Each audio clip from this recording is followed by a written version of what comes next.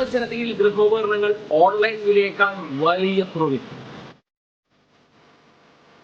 ഓട്ടുപാറ ജനതയിൽ നിങ്ങളുടെ പഴയ mixie, grinder, fan, iron box, induction cooker, ഒപ്പം പഴയ സ്റ്റീൽ, അലുമിനിയം, ചെമ്പ് പാത്രങ്ങളെല്ലാം മാറ്റിയെടുക്കാനുള്ള ഒരു സുവർണ അവസരമാണ് ഒരുക്കിയിരിക്കുന്നത്.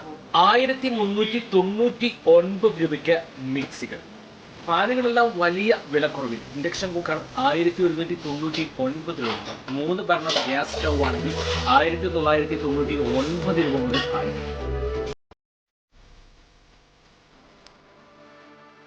ഈ സൗജന്യങ്ങൾ ഓട്ടുപാറ ജനതയിൽ മാത്രം.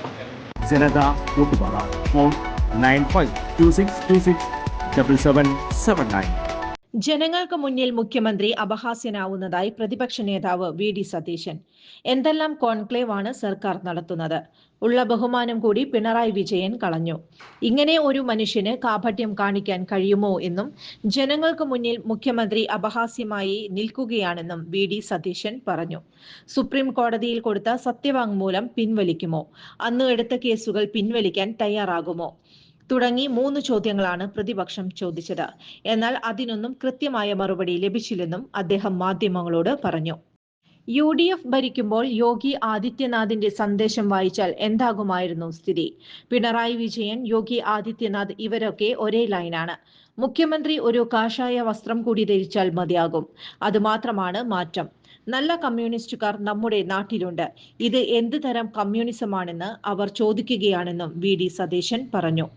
ഇസ്ലാം മതസംഗമം, ക്രിസ്ത്യൻ മതസംഗമം തുടങ്ങി ഓരോ ജാതിയുടെ പേരിലും സംഗമം നടത്തും. 2026 തെരഞ്ഞെടുപ്പ് മുന്നിൽ കണ്ടുകൊണ്ടുള്ള പേടിയാണ് ഇതിന് കാരണമെന്നും അദ്ദേഹം പറഞ്ഞു.